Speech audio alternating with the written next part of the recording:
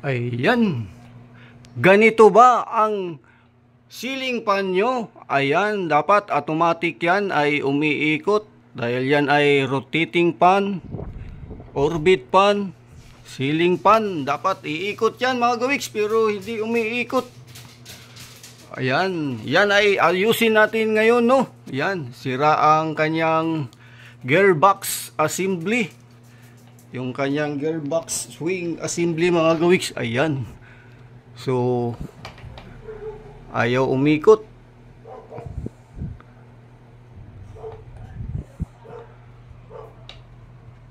So, ayan, maririnig natin yung lagitik, yung gearbox assembly niya dyan na para mag-swing, paikot. So, ayusin natin ngayon yan mga gawiks, no?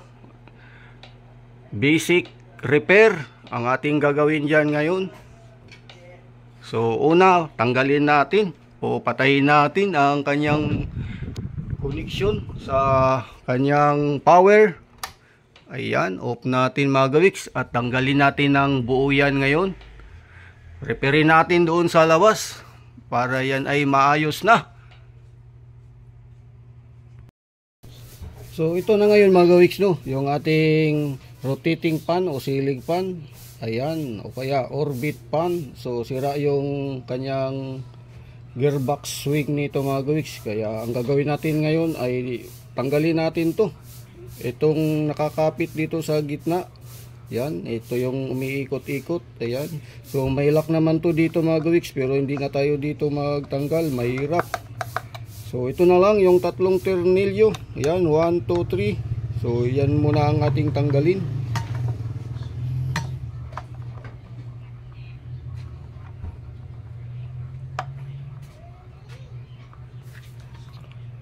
So, pag natanggal to mga gawiks ay yung kanyang cover naman sa motor, no? Tanggalin natin yung cover sa motor. So, yan, isa. Tanggal na natin. Yan. So, kailangan lang natin itabi yung tornilyo mga gawiks. Yan ay mahalaga para sa pagbalik, pag-return. So, ito yung dahilan kaya ayaw umikot. Automatic na yan ang kanyang pag-ikot pag pinaandar o ino natin ang power. So, ito ay rotating fan. Ang tatak nito mga gawiks ay Hana BC. So, ayan na. Yun ay natanggal na natin. So, ngayon, ang takip naman mga gawiks. Tanggalin natin yung takip para yung kanyang gearbox swing ay ating maalis dyan sa loob at mapalitan ng bago. So, ganito lang ang ating pagpalit. Basic repair sa ating mga gamit dyan sa bahay na kapag ka ito ay alam mo. So, madali mo lang palitan. Kahit babae ka, pwede mong gawin to kasi hindi naman ito mabigat buhatin. So, ayan mga gawiks. So, ikutin lang muna natin. Sa kabila natin ilabas ang takip. Nandito yung wire. Ayan. So, ayan na. Nalabas na mga gawiks ang takip ng motor, no? At siyempre, ang kasunod ay yung kanyang gearbox. Ito yung puti mga gawiks na buo. Ayan, yung buo na puti na to. Yan yung alisin natin, no? Yan. Alisin natin yung 4 na tornilyo para mapalitan na natin to ng buo. So, ito. Yan, yung 4. Buo na to papalitan mga gawiks. Kaya ngayon ito ay mapalitan ng bago. Iikot-ikot na to mamaya pag ating ibalik.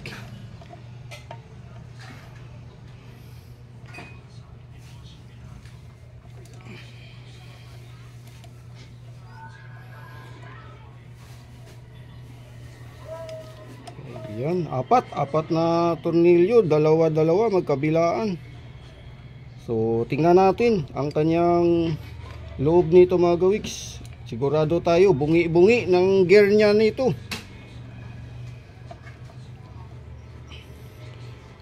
So, madali lang to kapag subukan natin na repairin o buksan ang ating sirang gamit o appliances. So, ayan. So, buo na nating natanggal dito mga gawiks, no. Ito nang papalitan natin ng buo. So, yun na nga. Check natin sa loob. So dahil sira na to mga gawiks, ay buksan na rin natin dito. Tingnan natin. So palitan naman natin to ng bago. So buksan natin to mga gawiks.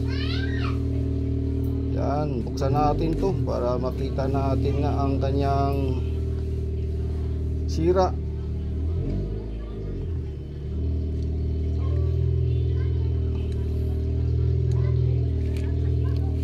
So ayan na mga gawiks, no, binuksan na natin. So ito yung sira niya mga gawiks. Ayan, bungi na. Ayan, no, bungi na ang kanyang gear na plastic. So yan. So ngayon ang ating ipapalit, nandito na yung ating ipapalit mga gawiks. Ito, ayan.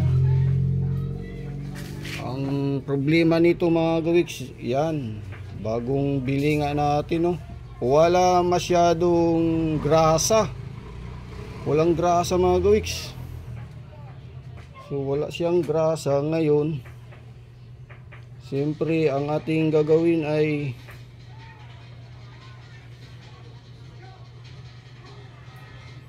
yung lumang grasa dyan ay ating ilagay dito.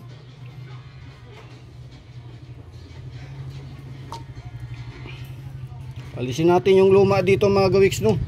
May grasa naman ito. Ayan, yung kulay red, ilagay natin.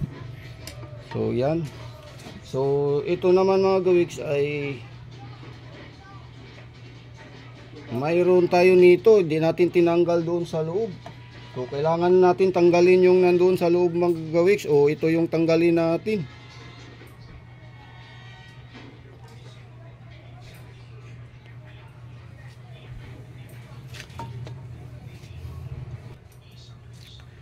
So yan ang mga gawiks, no, dahil sa ang ating nabiling gearbox ay wala masyadong grasa, kaya itong luma, yung sira, ayun, ay alisan natin ang grasa mga gawiks at ilagay dito.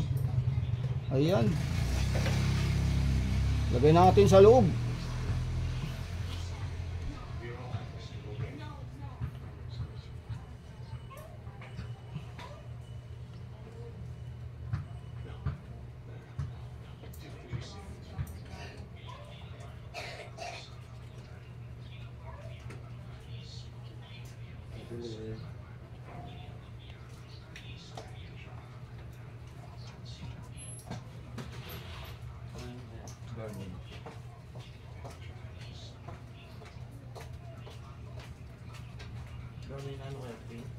So yan na mga gawiks, okay na yan. At yan ay ilagay na natin dito sa ating motor.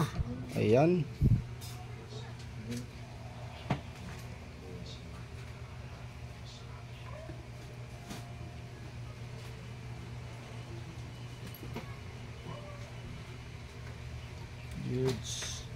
So yun na mga gawiks, no, ilagay na natin yung ating bagong gearbox assembly. Ayan.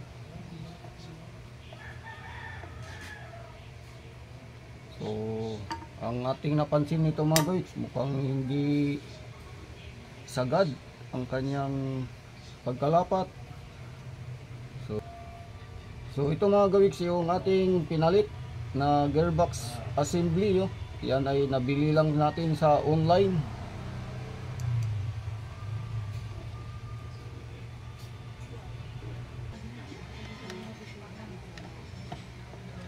So yan mga guys, tamang higpit lang.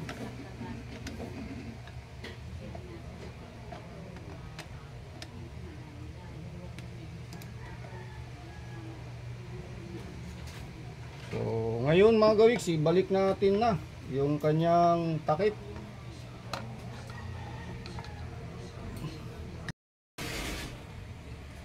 So ayan na mga gawiks, no, tayo ay nakapagtapos na ng ating gawa dito. Ang problema nga lang natin mga gawiks, yung ating nabili na parts, no, yung kanyang gearbox, yung swing box, yung gearbox swing, no, ang kanyang size dito mga gawiks, yung kakapitan nito doon ay hindi sila tugma.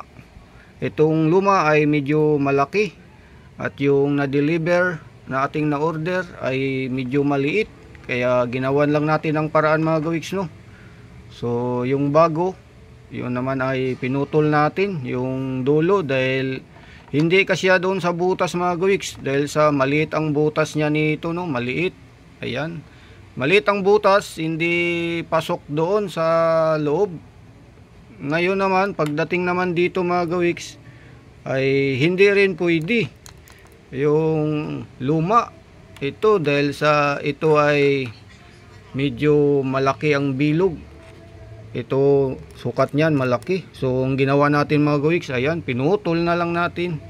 Ayan, pinutol natin yung bago dahil kailangan nga natin yung luma, dahil sa ito ay maliit, so kailangan nating luma doon. Yan, pinutol natin to. So dahil sa pagdating naman dito, yan, di naman pwede yung luma. So ginawa natin yung bago pa rin yung nandyan, kaya lang pinutol natin yung dulo. Ayan na, nagawa na nating paraan. So pwede na natin ikabit yan mga gawiks. Ibalik natin dahil nabuo na nga natin, no. Ayan, ito yung luma mga gawiks, pero try ko pa din to na hanapan ng ganito talaga na original ang sukat niya. Yan, kasi hindi natin sure kung gaano katagal ang serbisyo niya mga gawiks. Dahil sa napansin nga natin, no, yung kanyang gearbox doon sa loob, mukhang konti lang ang binawasan pa natin to mga gawiks ng grasa. Nilagyan natin ng grasa yung bago dahil konti nga lang, halos walang grasa yung bago. So ayan na mga gawiks, no, yan ay ating ikabit na doon sa loob bahay. Yan. So yan na mga gawiks, tayo ay nakatapos na. Binalik na natin, no, ikinabit na natin yung ating rotating pan, at ngayon na ay subukan natin, start natin ngayon dito mga gawiks. Ayan, ayan na yun. So ito na mga gawiks, no, ayan ang kanyang ikot. Ayan, umikot na ang, so ayan na mga gawiks, nag-rotate na, no. Ayan, umikot na ang ating orbit pan o ceiling pan o rotating pan. So lagay natin sa number 2 mga gawiks. Lumakas yung kanyang ikot. So ayun na mga gawiks, no, ready na, okay na ang ating nagawang ceiling pan, rotating pan. Ayan, tuloy-tuloy na siya mga gawiks, no, hanggang ngayon. Kanina pa yan na ating pinaandar dito. So yan. Yes, yahoo! Ayan, tayo ay nakagawa na naman ng basic repair sa ating mga kagamitan dito sa bahay, appliances.